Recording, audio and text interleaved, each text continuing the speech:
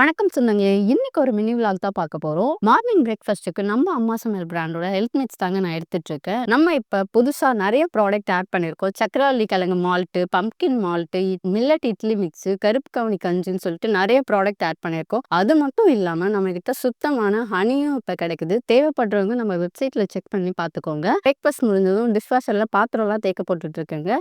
இந்த dish washer பத்தி உங்களுக்கு ரிவ்யூ வேணும்னா கீழ கமெண்ட் பண்ணுங்க. டீட்டெயில்டா ஒரு வீடியோ போடுறேன். மார்னிங் ஒர்க் எல்லாம் கம்ப்ளீட் பண்ணிட்டு நான் என்னோட ஹஸ்பண்ட் அப்புறம் அத்தை, யோகன் எல்லாருமே வந்து மாங்காடு பக்கத்துல இருக்க அங்காளம்மன் கோயிலுக்கு தான் போயிட்டு இருக்கோம். இப்ப இங்க வந்து நாங்க அபிஷேகம் சொல்லியிருந்தோம். போகும்போது யோகன் கூட வந்து ஜாலியா பேசிட்டே போயிருந்தோம்.